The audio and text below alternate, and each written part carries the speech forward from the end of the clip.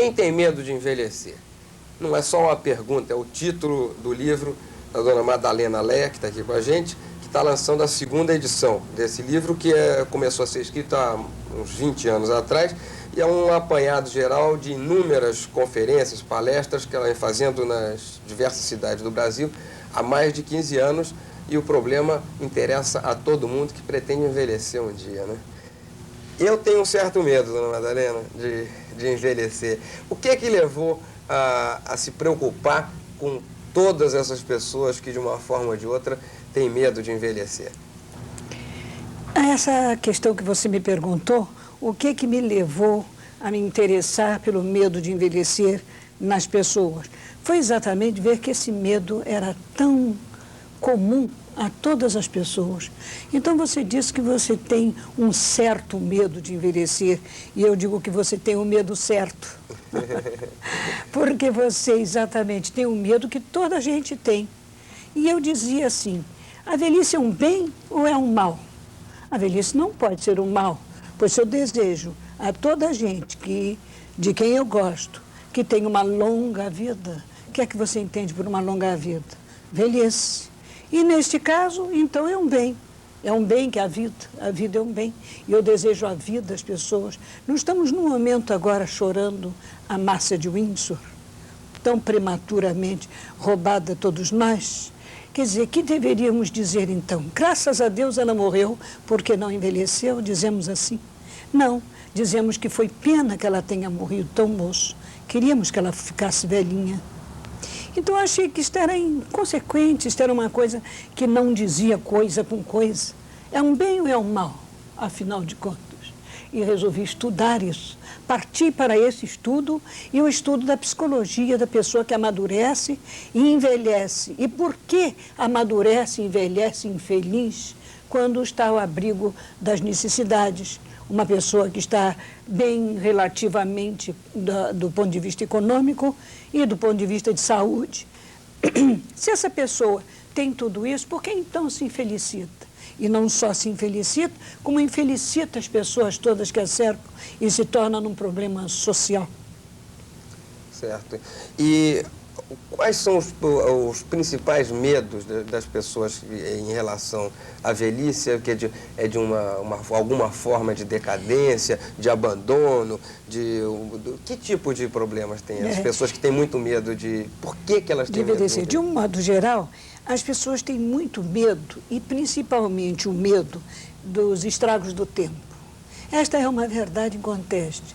Nós somos todos narcisistas, nós temos a nossa dose de narcisista considerada normal, porque há o narcisista maior do que todos, e esse então está na linha da normalidade. Mas dentro da normalidade, a pessoa é narcisista. E o simples fato de chegar, ver uma ruga, um cabelo branco, uma papadinha aqui, uma pelinha pendurando lá, então essa pessoa começa a se sentir como que destruído. Sente que está se destruindo, que não é mais aquela pessoa. Embora não tenha sido nenhuma beleza, mas já começa a pensar que no tempo que eu era bonito, não era. Mas ele, depois que passou, acha que era. Então, estas pessoas têm muito medo dos estragos do tempo. Mas também os grandes medos do envelhecimento é o medo da doença, o medo da solidão e o medo da morte. Mas eu pergunto para você, a solidão, a doença e a morte só acontecem aos velhos? Você não conhece os asilos cheios de jovens, doentes, desenganados, tão tristemente? Você não conhece as crianças abandonadas? Elas estão em solidão. Com uma diferença só, elas não têm recurso para sanar a sua solidão, e o velho tem. Basta que ele estenda o braço, imediatamente aparece tanta gente a correr nessa ponte, que ele vai ter que cobrar pedágio.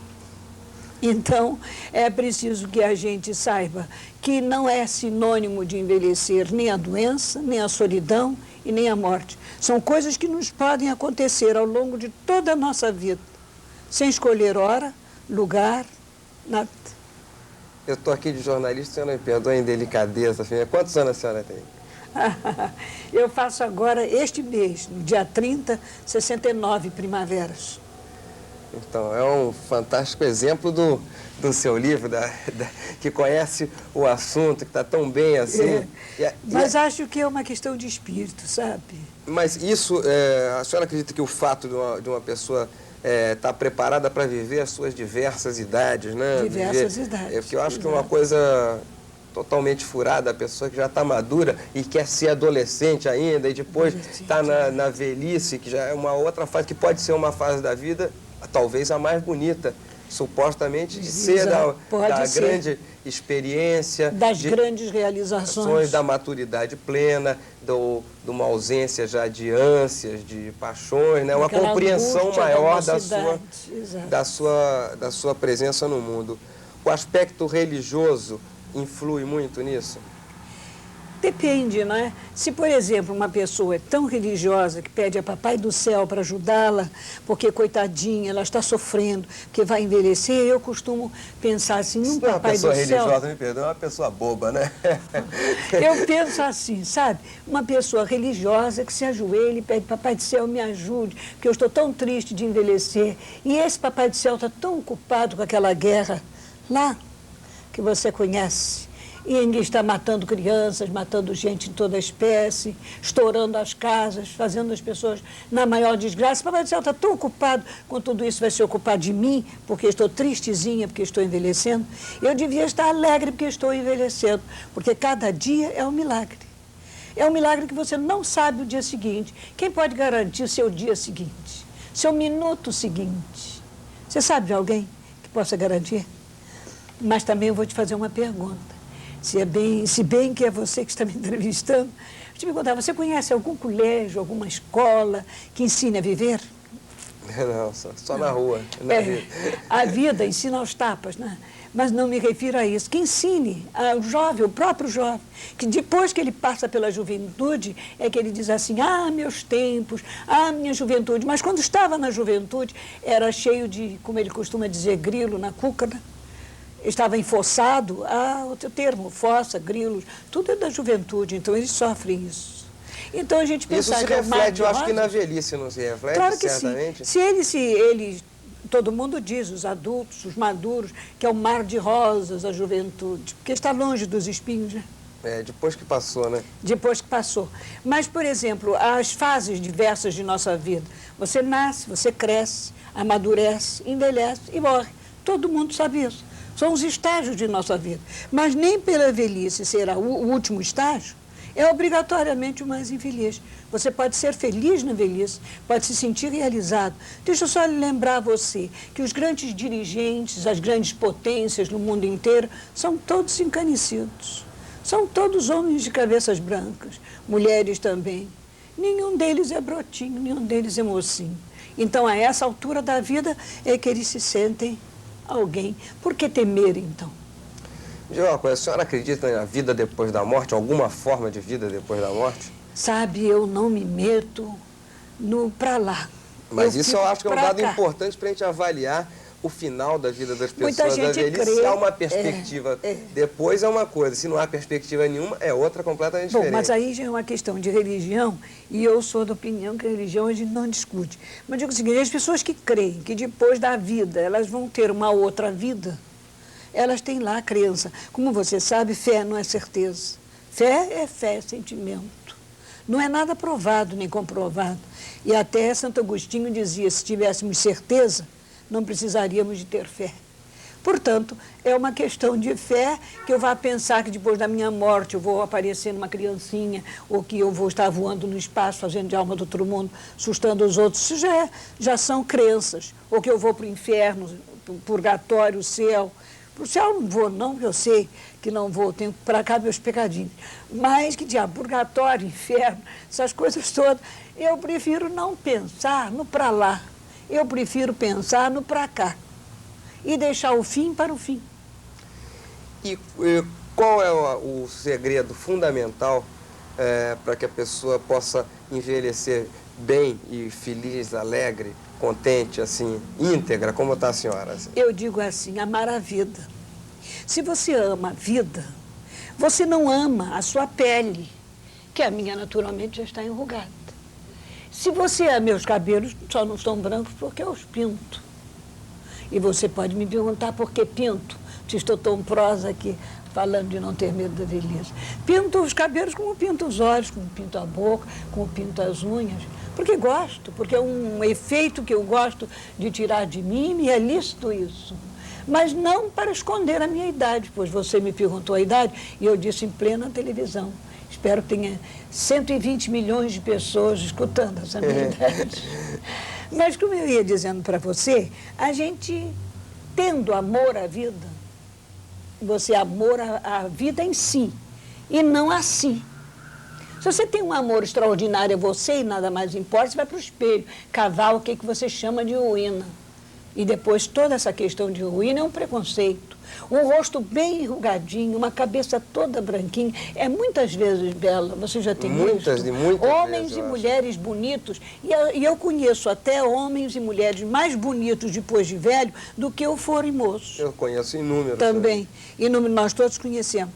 Então você vê uma coisa, não se compara uma cabeça, para citar só um exemplo, de um Machado de Assis mocinho e um Machado de Assis depois de já bem encanecido, quando ele já estava bastante idoso. É uma beleza de uma cabeça, parece que foi lapidado pela ciência, pela cultura, pelo espírito.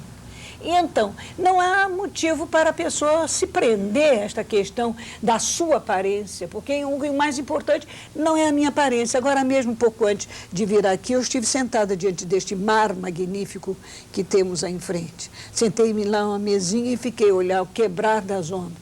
Eu tenho, apesar da minha avançada idade, toda a faculdade de achar bonito.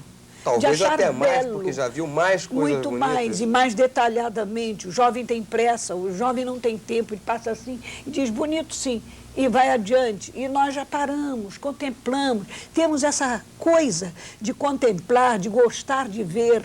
Então, eu saio do meu espelho e vou ver as belezas da vida, vou ver a beleza dos jovens. Jovem também já fui, se bem que não fosse nenhuma beleza. Mas aí tem muitas moças, muitos rapazes jovens e são bonitos de se ver. A vida oferece muitas belezas em todos os seus setores. A senhora acha que, de uma maneira geral, as pessoas mais idosas têm um certo ressentimento em relação aos jovens por não serem mais? Tem-se. Isso atrapalha. Isso só pode fazer com que eles tenham uma velhice triste de se viver. E, além disso, eles se incompatibilizam com os jovens. Porque, como eles detestam o fato de não serem mais jovens, eles detestam o jovem. Então, eles dizem que o jovem do meu tempo é que era bacana. Já viu algum velho falar no jovem do seu tempo? Era muito obediente, tudo que papai e mamãe mandavam eles faziam, eram muito estudiosos. Já viu algum velho dizer o contrário disso? Não, eles eram as perfeições. No tempo dele, todos os moços eram umas maravilhas, estudiosos, bonzinhos, bem comportados. Ninguém bebia, sabe? Ninguém fazia nada feio. Hoje essa mocidade está perdida. Está perdida, é isso que fala. Mas sabe que certa vez eu li um pedacinho que vou dizer para você e que diz assim: a mocidade de hoje está se deteriorando. Não respeitam mais os velhos, não respeitam mais nada, não têm princípios. É uma mocidade mesmo, quer dizer, destruída. Assinado Sócrates, 460 anos antes de Cristo. Quer dizer que desde aquela época já se falava mal da mocidade. Adivinha quem estava falando isso? Mas o Sócrates, ele gostava da mocidade. Pois é, mas apesar disso... Ele gostava demais até. Ele apesar de gostava demais, você falou. Mas apesar disso, ele estava nas horas vagas tascando a mocidade. Por quê? Porque não era mais moço. Simplesmente por vingança, ele não era mais moço. Então, hoje, nós, as pessoas de mais idade, achamos que devemos achar horrível a música de vocês, os jovens.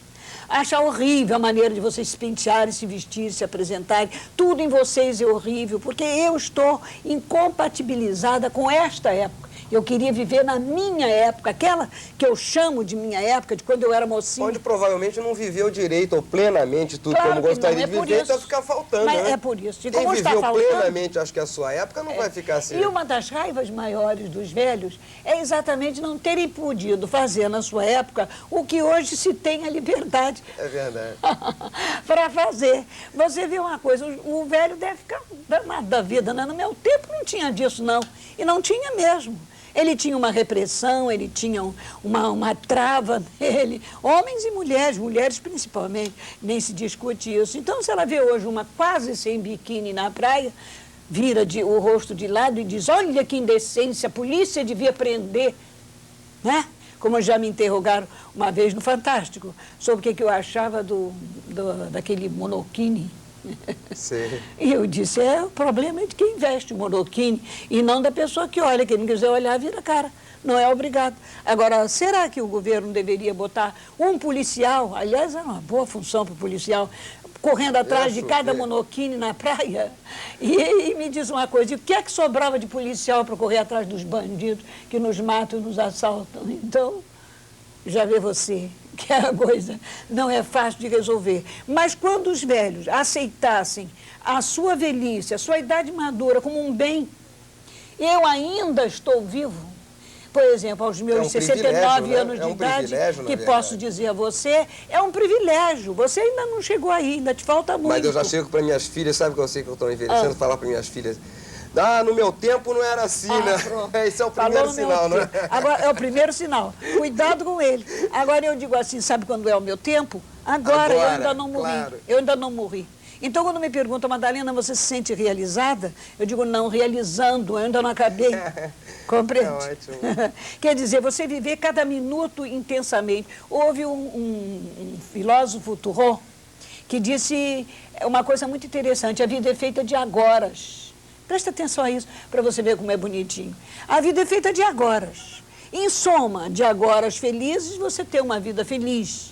Mas nem todos os agoras são felizes. Mas que a gente curta cada agora intensamente, o máximo que puder. Se segure com ele, gozando cada minuto, cada momento gostoso, como este aqui do nosso papo. É isso. Eu também tenho bem essa noção do agora, mas uma noção de Deus para mim é o agora eterno. Então, pois então, você tem uma bela noção. E essa noção de que uma pessoa tem assim é uma grande esperança, não é? Ajuda. Eu tenho uma filha chamada Esperança. Verdadeiramente. Esperança. 7 anos. É a própria. Bom, dona Madalena, muito obrigado. Acho que foi ótimo para todo mundo. Você acha que... entrar em contato com um outro mundo, um mundo que é mais maduro, mais adiante, mais calmo, mais em paz. É um mundo de aceitação, aceitar o roteiro na vida. E saber que a gente, cada dia, que eu gosto mais de dizer, cada dia é um milagre que a gente até nem esperava e que ninguém pode saber se vai ter o dia de amanhã, não é mesmo? É isso. Ótimo, adorei muito conversar com a senhora. Também gostei. Muito obrigado.